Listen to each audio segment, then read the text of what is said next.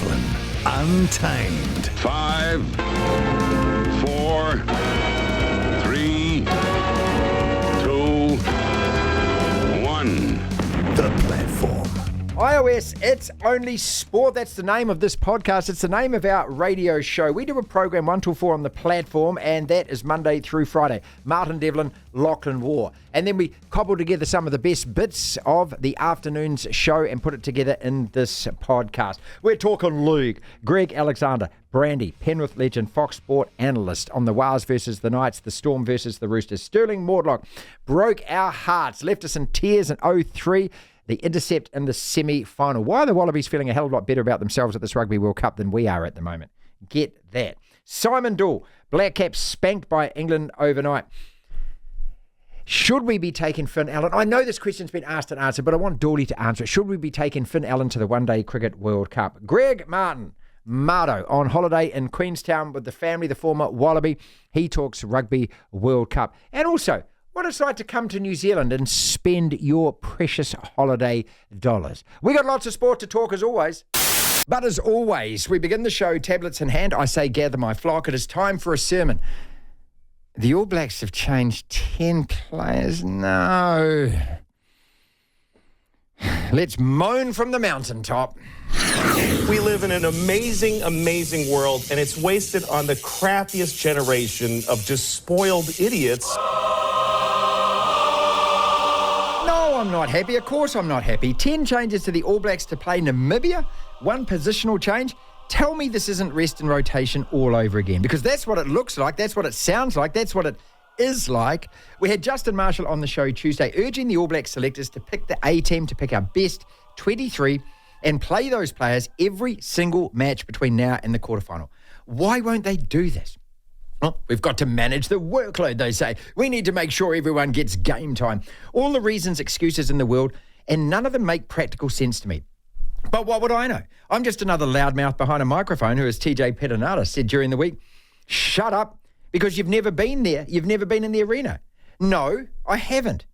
But I, like you, like most All Black fans, have also been watching the sport for 4 decades, and most of what I have learned is that most of nothing ever changes. It's a test match. It's a physical contest. First, you've got to dominate your opponent. You need territory. You need to eliminate basic dumb errors. You need composure. You need to kick your goals when they're there, when they're on offer. And you need to know that every other team that we play is not out there to outplay us. They're there to attempt to stop us from playing. They con the ref, they slow it down, they sit down for injury breaks. That's as much as part of the World Cup test match way rugby is played as goalposts and grass. Giving everyone game time, look, that's a nice idea. Keep the fringe players enthused, good for morale, whatever. Does it create cohesion, confidence, consistency in the best 23 who are going to play that quarterfinal? How can it when they're not playing together? But then, yes, it's Italy, and then, yes, it's Uruguay. We need to be battle-hardened, in sync, and ready for what is looking now like the most important All Black match in years. Lose that, and we're a punchline. We become a World Cup joke. Out in the quarterfinal, we didn't make the semi-finals. That's not the plan. That's not good for the All Black brand. So, yes, I am disappointed. But that aside, I'm also still here. I also still love my team. I'm also still back in the All Blacks. And, yes, I'll still be supporting. Devlin. What do you want? We want information. Information. You won't get it. The Platform. The most important match, I believe, in New Zealand sport this weekend is 6 o'clock on Saturday night. And if you can't get a ticket to that, it's Waz Under the Stars at Eden Park. Bring your own blanket. Oh, that's quite romantic, isn't it? I think so. Yeah. Invite her or her. You invite him, or him invite him, or her invite her, or those that are hers who are hims, or whatever. Just get along to Eden Park with the blanket and sit there and up the wah. Or you could go on your own with, a nice, big bowl of popcorn and a couple of beers and get a blanket and then just snuggle underneath on your own later on at night, if that's how you get your kicks. That's how you do it, yeah. All right, the All Blacks have named their team to take on Namibia in their second Rugby World Cup match in France. A mass of changes. The main talking point, Sam Whitelock starting at lock. He is going to equal the record for most test caps for an All Black. The record is 148, held by Richie McCaw, the great Richie McCaw. And Sam Whitelock's going to play his 148th match on Saturday morning. So big ups to Sam. What an achievement. And he'll break that because he will absolutely be playing another game during this World Cup, unless something horrendous happens. Maybe an injury, or hopefully not. Anyway, this is the entire All Blacks side. As I say, there's a lot of changes here. From 1 through 15, Ofa Tuangafasi, Samasoni Tokiaho, Nipo Lalala, Brodie Retallick, Sam Whitelock, Luke Jacobson, Dalton Papali'i, Captain Ardie Savia, he's the captain, Cam Roigard, Damien McKenzie, Lester Whanganuku, David Havili, Anton Leonard-Brown, Caleb Clark, Bowden Barrett. The bench, Dane Coles, Ethan de Groot, Fletcher Newell, Scott Barrett, Tupu Vai, Aaron Smith, Richie Mo'unga, Rico Ioane. Make of that team what you will, and whether we should be making that number of changes, I don't think so, but it's what we're doing. South African coach Jacques Nienaber has made a number of changes to his side, 14 to be exact, in their second World Cup match. They're taking on Romania. They have the luxury of being able to do that. They've just beaten Scotland. They've had a great build-up to the World Cup. You're taking on a pretty average opponent, with all due respect to Romania. You can absolutely make that number of changes. Wales have made a whole lot of changes to their side. They're playing Portugal this weekend, and one of those changes being Gareth Anscombe. He's going to run out for the Welsh, the Kiwi, of course, and I think he's had a horrid run with injuries over the last couple of years. Terrible. So it'll be great to see him lining up for Wales at the World Cup. 1 weekend into the World Cup, and records are already being broken. Drinking records, that is. A total of 90,000 cups of beer was sold at the South Africa-Scotland game on Monday morning. That game was in Marseille. It surpasses the record of 50,000 from a match in the French Top 14 League.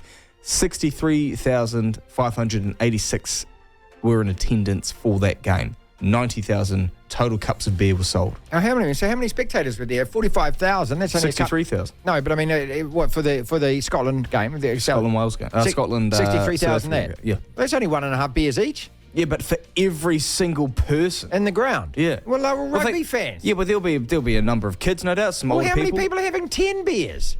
Yeah, that's a fair point. Well, there's still a lot. 90,000 cups of beer. I would expect it to have been 290,000. Oh, nothing pleases you. Far out. All right, NPC rugby. Because some people have forgotten about that and called it not fit for purpose. Not us. Centre Tavita Ofa slotted a sideline conversion, propelling Counties Monaco to a last-gasp 31-29 win over Canterbury out at Pukekohe. The Steelers were trailing 29-17 midway through the second half. Great comeback. New Zealand-born Ben Stokes has returned to haunt his country of birth again, yes, smashing 182 runs off 124 balls, guiding England to a 181-run victory over the Black Caps at the Oval. This was the third of 4 one-days. England now leading the series 2-1. And the NBA are cracking down on players resting. Teams will be able to rest only one star player per game this season under new rules, with potential fines of millions of dollars. Devlin. Oh my goodness me! The platform. Wow's under the stars. Is that not the most romantic date, mate, you could ever invite anyone on? Look, if you can't make it to Mount Smart, Eden Park opening its doors. Brilliant. Greg Alexander, Brandy, won a premiership, captain the Panthers in 1991. Breaking it all down for us. He played for the Warriors for a couple of years. His expert eye on the Wars versus the Knights. Sellout in Auckland. It took less than an hour for Mount Smart to be absolutely chock-a-block. I don't know whether you're coming over or not for it, but I tell you what, Penrith, it's going to be wild out there at Penrose on Saturday night. Yeah, no, disappointingly not coming over. I actually revisited Mount Smart Stadium in December. I was in New Zealand with SEN Radio, and I visited Mount Smart Stadium for the first time in 26 years. So for the first time since I left back in 1996, and just happened to be on a day when the Warriors boys were training, and Andrew Webster got me in there and met all the boys and all the coaching staff, and it was terrific. So got to catch up with Stacey before it all started, and I didn't realise what was going to happen at the Warriors this year and how good they were going to be on that day when I visited. But there was a good feeling at the training session, and it's been an incredible ride. I loved watching the Warriors this year. Oh, thank you, mate. I mean, I think our listeners and the people in New Zealand are going to really, really appreciate that. Know that, of course, you played here and everything else, but look, it's just been a fantastic season. It really has, and it's so important from here, isn't it, to make sure that isn't just a one-off season, that this can finally be the base of something for the Warriors for the next 5 years, maybe a decade or more. you don't want it to be, a hit and run mission where, this season's great and then it sort of just disappears. But I don't think it will. I think, and I think that's why the season's been so good, because early days, and it was even pre-season challenge game, but first up when the Warriors played I think it was the Tigers. Yeah. At home, and I remember saying, and I was working that night at Fox, and I remember saying, boy, this team knows what they're doing with the ball, and that's without Sean Johnson. Now, even though at that stage of the season, and the Warriors were that good in that game, I thought, well, Sean Johnson might struggle to get a spot here. They might have found their halves in Tamari Martin and Luke Metcalf, and, boy, was I off the mark there. And I don't think anyone would have realised at the start of the season just what impact Sean Johnson was going to have on this side, and just, he's turned back the clock, not just, with his brilliant play, but he's doing things this year that he hasn't done throughout his career, and those effort areas that are so important to a team.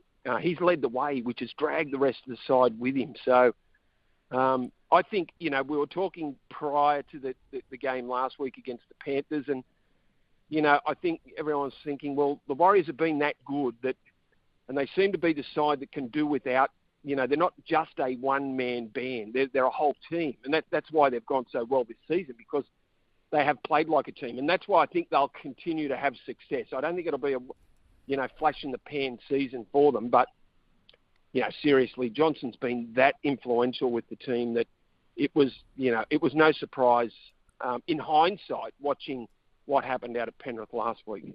Greg, I don't know how to say this. Might sound a bit kind of strange, but I think if it wasn't for the Warriors' season up the waz and having such an amazing turnaround, well, all eyes would probably be even more on Newcastle, because look at their season. They've won 10 in a row. Let's not forget how good they've been.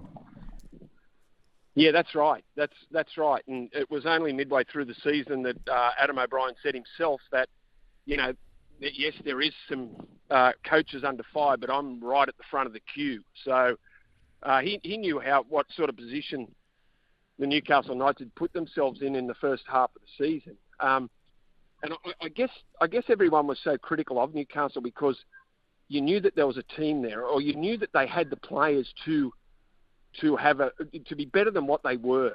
And so surprised, but, with Saifidi brothers up front and Leo Thompson, a good young emerging front row, and all the players that they've got, topped off by Kale and Ponga, this is how they should be playing. But it's great to see. And, Newcastle is such a great rugby league city that they have jumped on. Not that they ever got off. Even the years where they have struggled, Newcastle fans are resilient. And they just kept turning up anyway, but now they're there in droves, and it's been great to watch. It really has. The run of Newcastle has been pretty special, as has the form of some of their individuals. And you've grown up in Penrith and playing in Penrith as well. There's so many similarities, isn't there? It's that real us against them, us against the big flash city boys and things. And of course, we're a one-horse town here, one club country. Yep. No, that is absolutely true, and that I'll go back, more than 30 years when we won the comp in '91, and that's how we viewed it. We viewed it as, we weren't really that important in the league, and we hadn't made our mark in the game. We'd played semi-finals, we played a grand final, but we hadn't had one, and we thought we needed a grand final win to give us some presence in the game, because we were just the boys from the West. Yeah. We're the Westies, not as good as those from in town. And that, I think that's why our first premiership was so important. And, the Warriors, the fact that they are they're the one team in the whole of New Zealand. So, and it's great to watch the whole of New Zealand rally around the Warriors this year. And it's been great for the game. I get so much pleasure out of the Warriors' good form. Not just, the people that I know that are still involved with the club, but just what it's doing for the game in New Zealand. And it's, it is a rugby union country, and no one will dispute that. But this season, I think we the Warriors have just shown what a good team can do. The a team for the people, and just how it can generate support and enthusiasm for the game. To hear the full interview, download the platform at the App Store. Via Platform Plus, you can go back and listen to the whole show and all of the interviews in full. A couple of questions then about the league. Right now, who wins WARS Newcastle? I think the Warriors do. Yep. Why? Do you think the home advantage, like Greg spells out there, is that significant? I think it plays a huge part. I think the Knights, a little bit like the Warriors, I think they've really overachieved for the Knights, at least in the last month or two. And I just don't think a team of that quality can keep this run that they're on going. And when you're going up against one of the top full sides, one of the best teams all year, away from home in a finals match, at Mount Smart with that atmosphere, I just think it'd be a task too tall for the Knights. If the game was in Newcastle, would you be saying this in reverse, that they have the home advantage and therefore it's going to be really tough for the Warriors to go there and win? Yeah, it would be closer. At the same time, I just think there's a real... I mean, the Warriors, like Newcastle, have overperformed, but I just think there's more quality that's been on show all year long as opposed to Newcastle timing this run at the very end. I mean, we've seen... Look, the Parramatta did this in 2009 when they went on this incredible run to end the year, stuck into the eight, thanks to Jared Hayne, and then got to the grand final. I mean, so the Knights certainly can and can keep winning games. I just think the occasion will be just... Well, Greg said it there. He said every time you win, you're one closer to a loss. Next! Does Sean Johnson play the full 80? Well, I don't know, because he's not training today. I know. He trained yesterday. No worries, me. And if a guy is healthy or good enough to play, why would he not be training? He's training with the team. So I wonder if he'll be on limited minutes. I think he starts. I'm not so sure that he finishes. Next! With Melbourne versus the Roosters, is that going to be as much of a big as beatdown as Brisbane versus Melbourne was? No, because I think Melbourne weren't great last week. The Broncos were awesome, and their defence, I think, was sensational. But Melbourne also were not good. It was a very poor performance. And they are also missing Ryan Pappenhouse, and I'm pretty damn sure they're missing Xavier Coates as well. So this is a shell of what Melbourne have been in the past. And as much as the Roosters also are missing a number of key players, they have just found ways to win at the end of the year. So I think it will be a close game. Melbourne will win, but I think it'll be pretty close. Stirling Mortlock. Remember the name. Remember the intercept. He broke our semi-final hearts in 2003. He also missed a really crucial goal in 2007, which would have put the Oz into the semi-finals of that World Cup. Stirling and his thoughts on where the Wallabies are at, and they seem to be feeling a lot happier than we are, us All Blacks. Look, it's an unusual situation for us All Black fans where the Wallabies and Wallaby fans are going to be feeling a hell of a lot happier right now as we head into week 2 of a World Cup than us All Blacks. Yeah, but I don't think you can draw too much into it. The reality is, Australia, we're very, very lucky. We've got a relatively easy pool compared to a number of others. And in particular, that match, the opening match of this World Cup was probably going to be the best match of the whole entire pool stages. So, and it was the intensity, everything about it. It certainly lived up to that. It was a phenomenal game, great performance by the French. And unfortunately, that screenshot of the pool A, currently on for and against. I think New Zealand are sitting 4th. Been doing the rounds on a lot of WhatsApp groups that I'm in, but I'm sure it'll change pretty damn quick. Sterling, that's part of the problem, though, and we've selected, changed 10 players for this game against Namibia. Part of the All Blacks' problem is between now and that quarter-final is trying to be battle-hardened and prepare against 3 opponents that, no disrespect to them, but they're all opponents that the All Blacks should give a right todger to. Yeah, it is a challenge, and I think obviously out of the remaining matches that are in place for the ABs, it's Italy will be a test, but it won't be a significant test as what the quarterfinals more than likely will be. So all I can go to is I guess from my experience being in the World Cups that either way. You've got to go into those sudden death matches with a lot of confidence in your systems and processes, and that you are battle hardened. Now, if you are playing, I guess, a team that is considered a minnow, you've got to put them to the sword no matter what. And actually, what you want to do is make sure you don't lose lose your attacking structures and just try to score up every break and whatnot. And it's very hard to not do that. Sometimes once you start getting up, you start throwing passes you shouldn't pass and 50-50 balls and everything like that. So it's actually very challenging to make sure that you take confidence out of those games and you do put them to the sword, but you also play the style of footy that you want to play when it comes to sudden death. How easy is it or not or otherwise to divorce what has happened within the last weeks or months? And I'm going back to 2003 where the All Blacks put 50 points on South Africa at Pretoria, put 50 on you guys in Sydney. But you came out in that semi-final, and look, our perception of this was that you hadn't played, your kind of top rugby for at least a year, if not longer than that. But you were able to put all of that aside, go into that game toe-to-toe it, and thoroughly deserved the win, outplayed us that day. So I'm just going back to your mental state and the preparation of your side and the self-belief that you would have had to ignore what had happened and just play that game. Yeah, I actually think it's relatively easy. The only difference from my point of view is that probably your opponents and your opposition, A, they have a blueprint of what they've seen has worked to defeat you, and B, probably their confidence is higher. That's the only difference. Whereas internally, and certainly in elite sport and in rugby, you learn pretty quickly. You got to compartmentalize. You got to take the good with the bad and review as hard as possible and move on and work on straight away the next day at training, right? And find the solutions.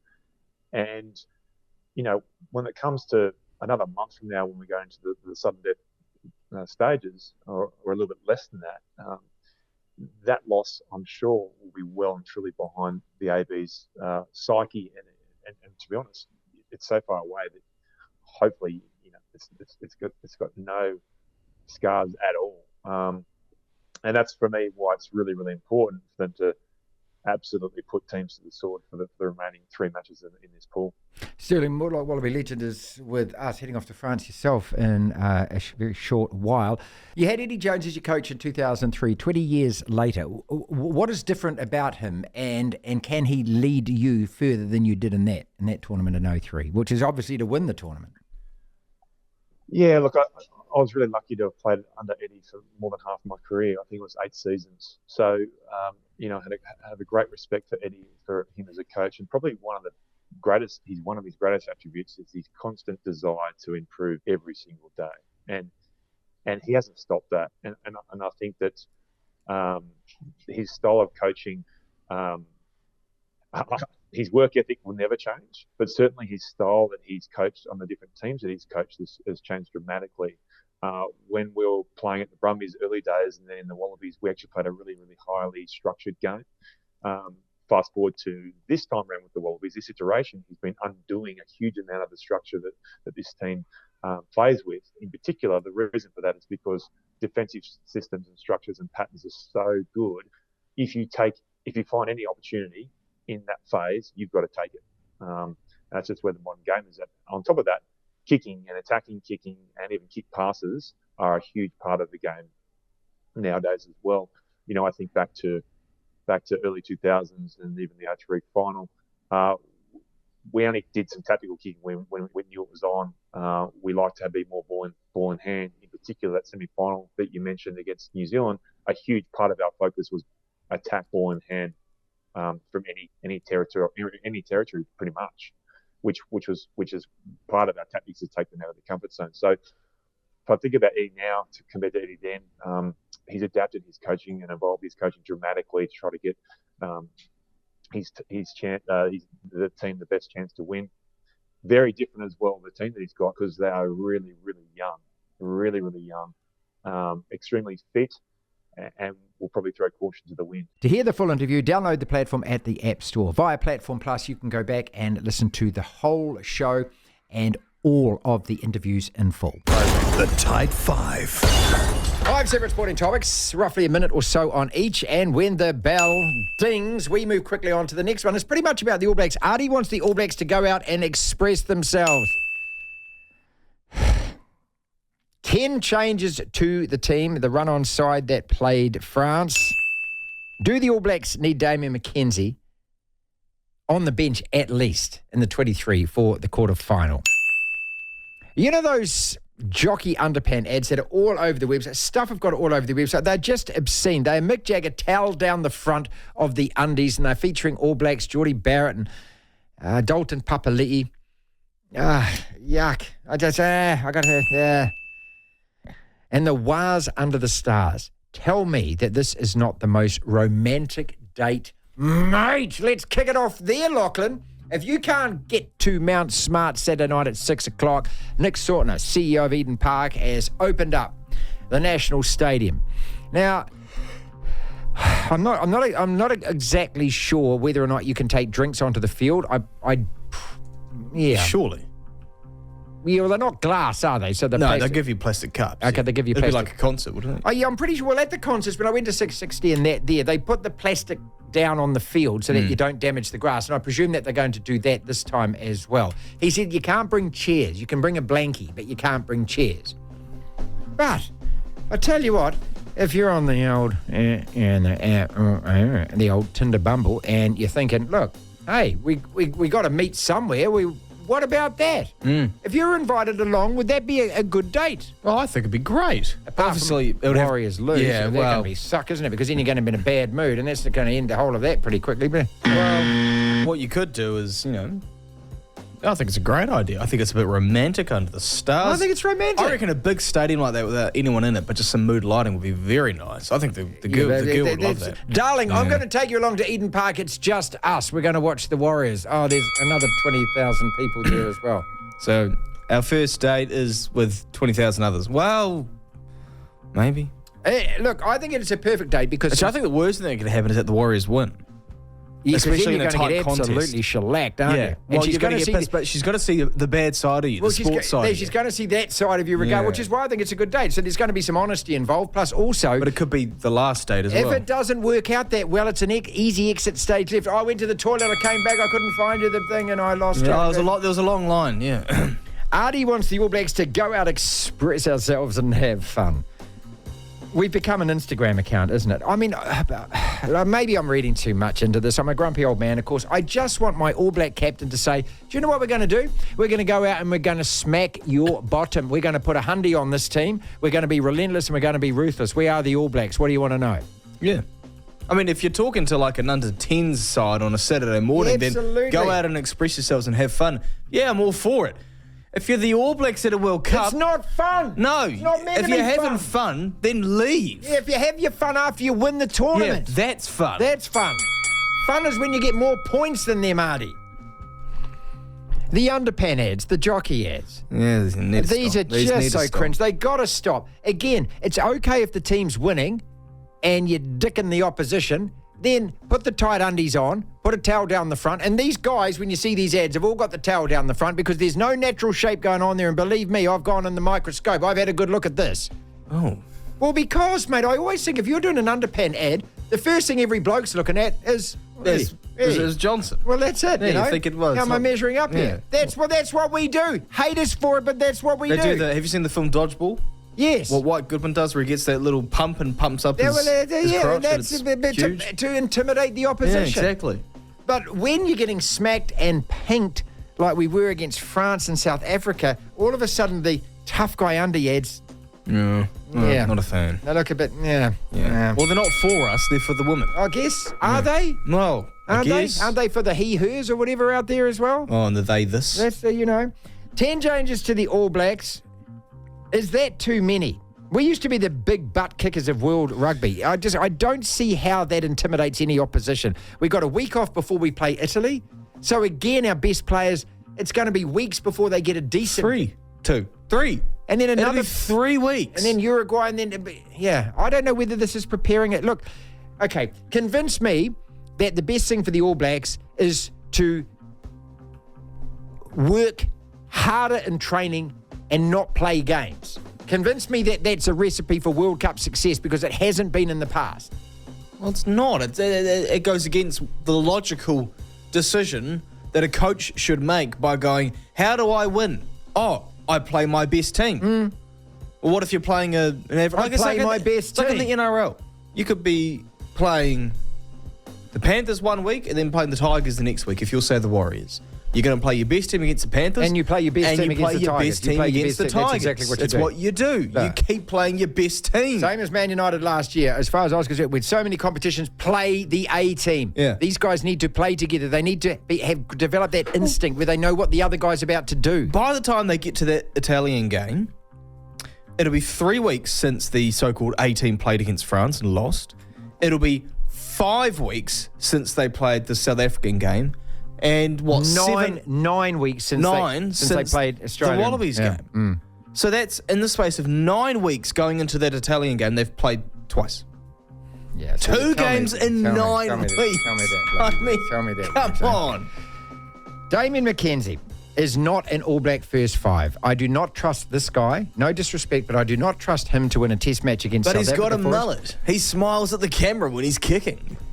To me, he is the either the trump card or the desperate card. He's a guy that comes off the bench and does something magical for you, or we are so desperate that we just think, pass it to Damien, let him jink around, and hopefully he runs the whole length of the field. I think he's a super sub, I think that's what you need to utilise him as.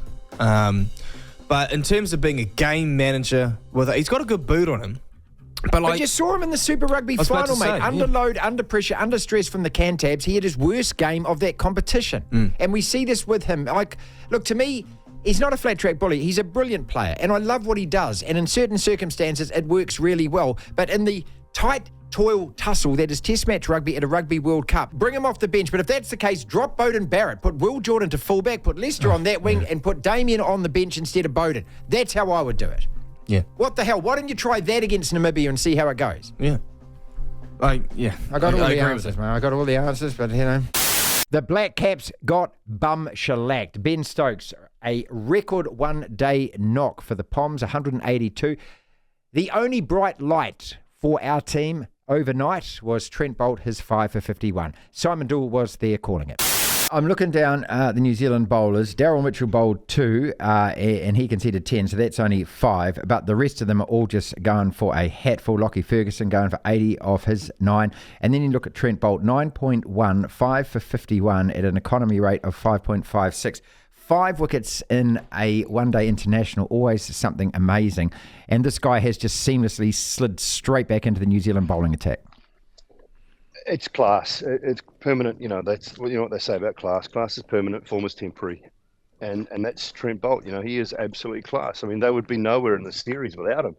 They should have bowled him through a little bit longer in the previous match when we had England in all sorts of trouble. It was a mistake to take him off. He was exceptional again tonight, as you say, going at just a tick over 5. I worry about Lockie Ferguson and where he's at the moment in the last couple of games. Obviously, Tim Southey getting hit around the park in the last one. Matt Henry's still our number one choice in that attack along with Trent Boult. So him missing out and giving Jameson another game was, something that New Zealand decided to do tonight. So I got no issue with that. But it does expose a little bit of that worry for me around Lockie Ferguson. Now, I know Milne and him were probably fighting off for that spot. Milne has only played 5 games in the last 2 years, so he probably wasn't an option, and he's injured again, which means he's injured far too often. So, I get the fact that Lockie Ferguson's there, but he's had a tough couple of games and really needs to sort of improve, I suppose, or come right. What are your thoughts on Finn Allen missing out, Conway and Will Young in there? And Dooley, this is my theory, that it's all around Kane Williamson and his injury, because we don't know exactly when he's going to start playing, how many games we're going to get out of him in the first couple of games. But because he's missed to fix it, I just don't think we can we don't have the luxury of having a blaster at the top of the order like Finn Allen who's so hit or miss, because then Kane's got to come in and tidy up. But that's my theory. I think that's part of why they decided to go for it. It's not a more conservative approach, but it's a more consistent approach. Well, it is a conservative approach, Marty. And when I look at what they did with Martin Guptill last year, just sort of dropping him without really going through a due process and finding someone who was capable as a replacement. They put all the eggs in Finn Allen's basket, and he wasn't good enough. He wasn't ready. I think we talked about it. I've mentioned it time and time again on commentary. He wasn't ready. He's not good enough to play at this level consistently in any white ball format of the game. And so they prematurely got rid of Martin Guptill, and they found themselves in a position when they realised Finn Allen wasn't good enough. Now we've got to go for what we deem probably a test match opener. So they've sort of built a rod for their own back, unfortunately, as far as that's concerned. And I don't think in a 50-over World Cup where the game has changed to some extent, Devon Conway and Will Young at the top of the order is the combination that you want to be going into a World Cup with. But we are now stuck with that. And, the selectors and the powers that be have they've dug themselves into this situation that they cannot get out of. Is Will Young a decent player? Yes, he is, but probably more of a test match player than he is a genuine white ball player. Does Devon Conway need a partner at the other end who is going to be a little more aggressive? Absolutely, because then he can work his way into an innings. But when he has to be the aggressor, New Zealand come unstuck very quickly, and we can often be 2 for 20, 2 for 30. So, look, that's the one area, along with the all-round options that I think New Zealand are probably just battling with a little bit at the moment. And, it's an area of concern for me leading into that World Cup. So you're looking at our 15, and what are our realistic chances? Would a semi-final spot be a hell of an achievement? I think a semi-final spot would be a huge achievement. And I know we can say that often, but I mean, the last couple of World Cups, I think I've been a little bit more boisterous about New Zealand's chances. I thought 19 we were a genuine chance. Conditions in England suited us. I thought we had the right side. We'd obviously lost in 15, so you've got to go to the big dance before you know how to win one. So I thought we were probably primed and ready in 19, and just got, we got a little bit unlucky. We played brilliant cricket throughout that tournament for the most part and got a little bit unlucky. So I don't look at this side now. I mean, I can compare this team to South Africa, Pakistan, India, England, Australia. I don't see this side being in that calibre at the moment, to be honest with you. I think we're probably going in there around about sixth favourites at best. Next! It's time. We need to talk. We're playing a game. We need to talk. And that game is called What is More Chance of Happening, Lachlan? Next! I present a scenario to you, and then I present a second scenario, and you tell me what has more chance of happening out of the two. Next! Yay. The All Blacks put more than 52 points on Namibia, which is what Italy did, or Liam Lawson gets a permanent drive next year at Alpha Tauri and they move Sunoda sideways. I think the All Blacks putting 50 on Namibia's got more chance. See, listen to Eric there. I just think there's so many politics involved, and the Japanese do not want to not have one of their own drivers at that level, and they don't want him to being a test pilot. They want him in the car. So this is no slight at all on Liam, but I just think that there are egos involved, there are big money involved, there are players involved, there is a huge audience in Japan involved here. Well, one of the trump cards to get Honda on board with Red Bull was that Red Bull had a Japanese driver in their system driving full time. That's right, yeah. And that's why. And Tsunoda's like, this isn't a Lance Stroll situation where he got the drive purely because his dad bought the team. This is he's actually a good driver. Tsunoda's a talented driver. Yeah, he's a talented driver. But there was a condition which. And I can understand that. I can understand as well. A shite load of money in it, and they want one of their own drivers there. In Japan, there's a big thing about in their culture about honour and saving face and not losing face, and so that's Next! all right. What has more chance of happening? We absolutely put the beat down on Namibia by 52 points, or both the Storm and the Warriors win this weekend. Oh, Storm and Warriors win, absolutely. Come on, man! It's Namibia. Italy put 52 I know, points. but we're going out to express ourselves and have fun. And we've changed. Seriously, I would. I mean, bear in mind, we played them the World Cup last time, beat them 71-9. The time before, so this is the first straight World Cup we've had them in our pool. In 2015, we beat them 58-14. So by rotating a team, that doesn't guarantee us. It's got no cohesion. It's got no playing time together. I could see us winning 40-7. Yeah, same as that. Something like that. A really frustrating game. What is more chance of happening? That the All Blacks get cohesive. And we do smack Namibia by more than 52, which is what Italy did, or Sean Johnson plays the full 80 versus the Knights. Oh, no. We smack up Namibia. I don't think he's playing the full 80. Not at all.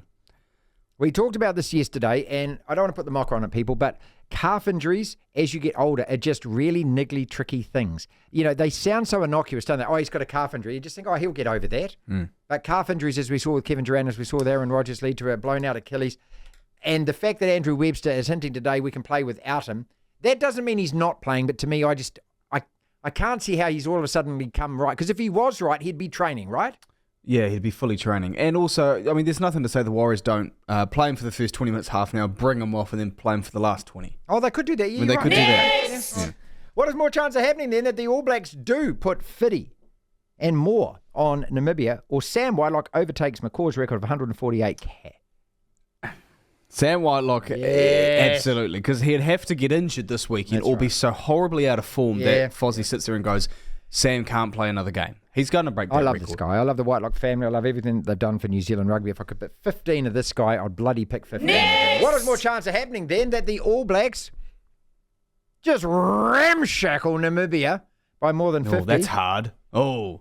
Or Fiji. You guys are tough. Or Fiji beat Australia on Monday morning. Oh, no, we killed Namibia. It's got more chance of happening, I think.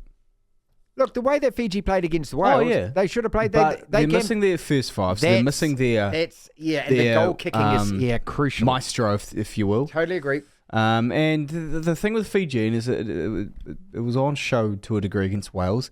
They've always battled with playing a full, steady 80 minutes, being well-disciplined, and actually winning the nitty-gritty areas of rugby. We spoke to Glenn Jackson about that. They're trying to get under 10 pens a game. They need to get under 5. What is more chance of happening then? The All Blacks do a number on Namibia by more than 50. Or the French choose a B team and deliberately lose to Italy in pool play so that...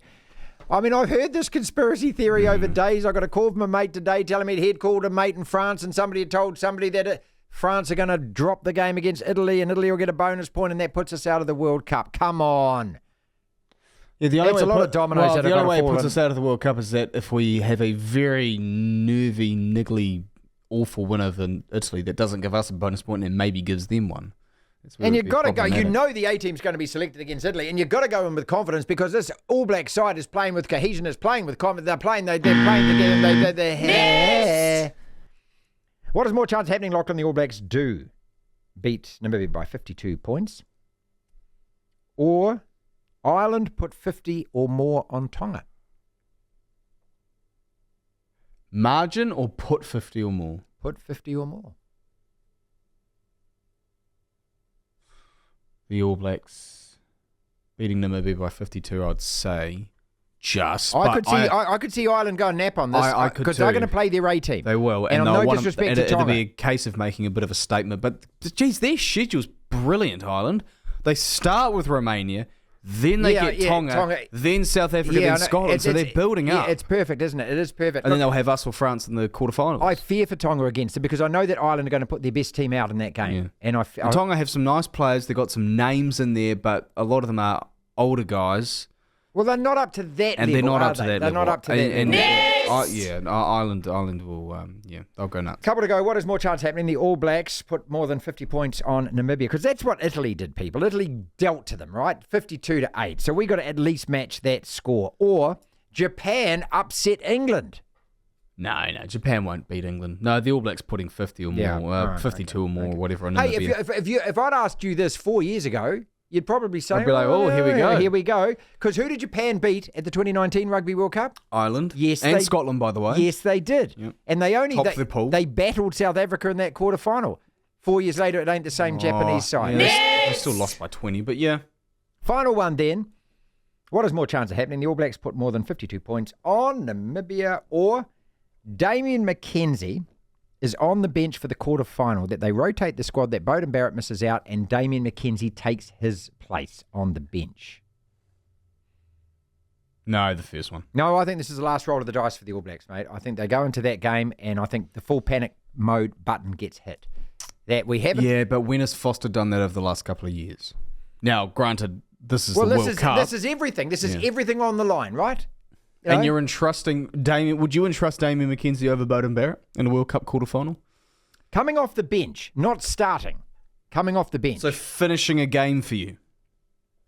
Imagine a one-possession game potentially. You know, we're down by 3, we're Not down at by first 4. five. Not at first 5. So you want that little 5'2" man at fullback? Sorry, Damien, but Well, oh gosh. Yeah.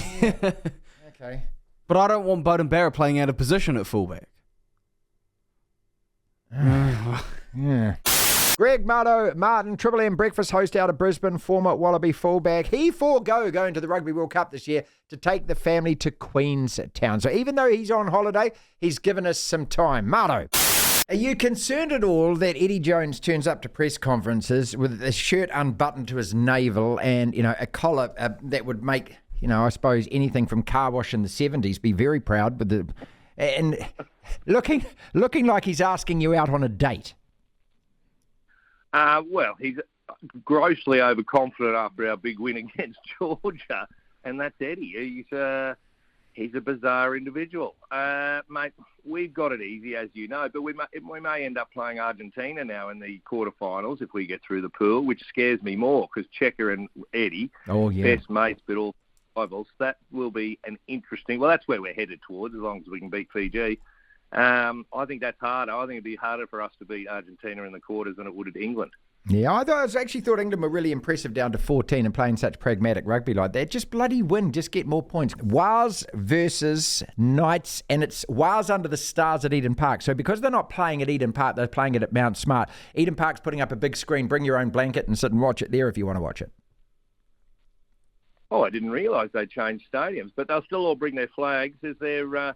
what is it with rugby league teams? Penrith? I've worked out Penrith, the Knights and the Warriors. No one owns more flags in the crowd. It doesn't happen at rugby games. What is it about the leagueies and their flags? Oh, look at what we're waving. Mate, the Wars will win that quite easily because that home factor is just incredible. I know they were disappointing the other day. They came back and said, no one will beat Penrith, maybe the Broncos, but the Wars are riding a good roller coaster, mate. It's pretty good.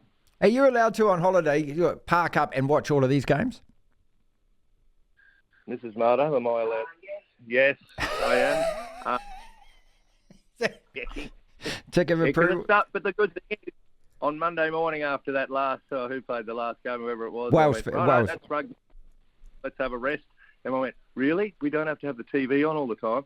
I said, no, hold on, the TV's only on until 7 in the morning or 8 in the morning, and then we can go and do our activity. So, yeah, it's not a problem, mate. This is the good thing with middle of the night World Cup. I can do whatever I like. Oh, she's loving New Zealand. Mrs. Marto wants to tell you she's loving New Zealand. She's loving New Zealand. Absolutely. Well, this is what we want to hear. I mean, we need tourism, mate. We need people to come back and start spending money. Is Queenstown cheap? No, not at all, but it's the best fun ever.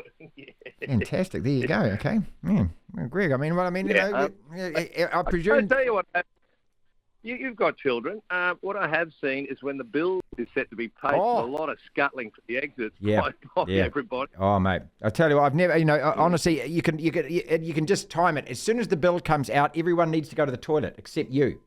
Oh, toilet, and they're outside. I'll get the taxi. Oh, what? Oh, hold on.